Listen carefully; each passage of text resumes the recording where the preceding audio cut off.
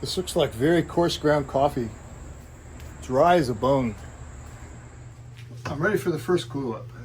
I do see some pores in here, so I'm hoping that this is going to stick. I've got the strongest glue that I could find at Lowe's, Loctite PL Maximum. I haven't used this except for house construction, so I really don't know how much I'm going to need.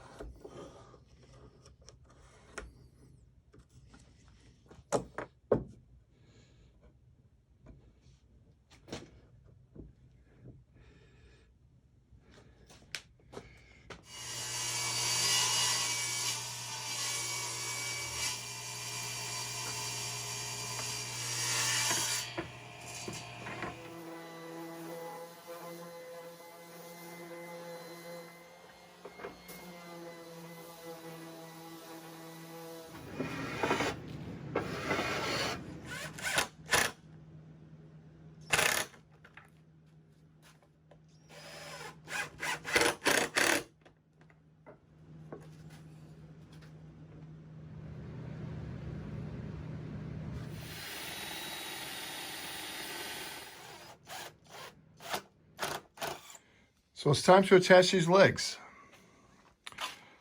I've got a couple of straps on here. I protected the apron wherever I needed to from the straps. I special ordered these stainless steel hanger bolts off of Amazon and went to Ace Hardware the other day, and lo and behold, they had a wide selection of stainless steel hanger bolts, so I could have saved some time. So the next thing I need to do is to drill a little pilot hole through this brace. Because I've read from several different resources that the thermal treated lumber is not very good at holding fasteners, I put this little brace in here. It doesn't need to touch here, but it's more or less to give this some strength when I pull in on here.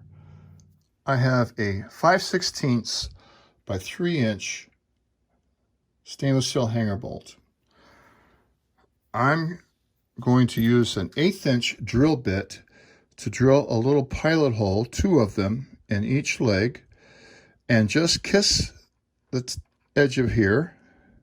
Then I'll be drilling a hole in here with a 7/16 bit, and I'm using the 1/8-inch bit because I think it really fits this lead here on the brad point bit well, and the brad point bit will follow it. That'll give some leeway here. If the legs need to be leveled, you can actually move them up and down here 1/8 of an inch or so, and that should take care of any uneven surface they're sitting on.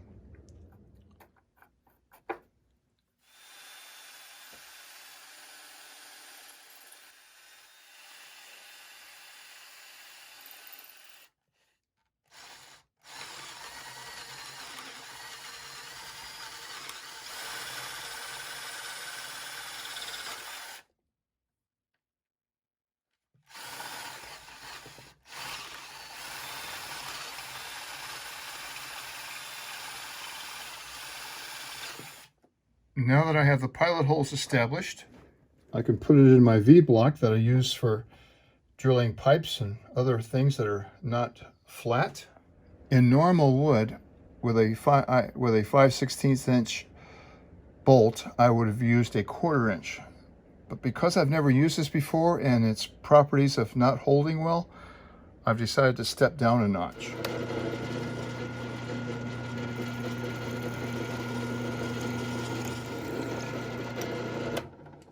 So to put the hanger bolts into the leg, I'm going to capture a nut here and tighten it against each other. And then using my impact driver, slowly drive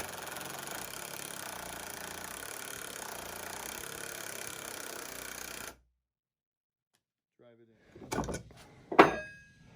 Well, that was easy for you. And repeat the same procedure.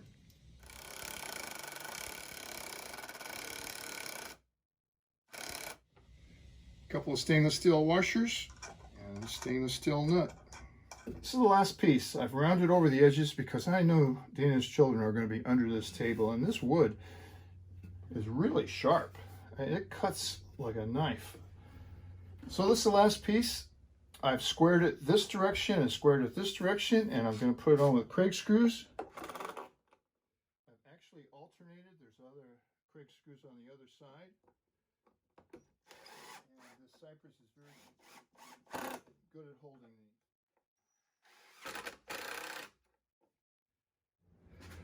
Well, that's it. These legs are on there, very sturdy. I'm looking forward to getting all this stuff out of the center here and flipping it over. And I'll have Karen help me carry it out of the way and start on the bench. Thanks for watching this episode of The Leg Build, or What Goes On Under a Table.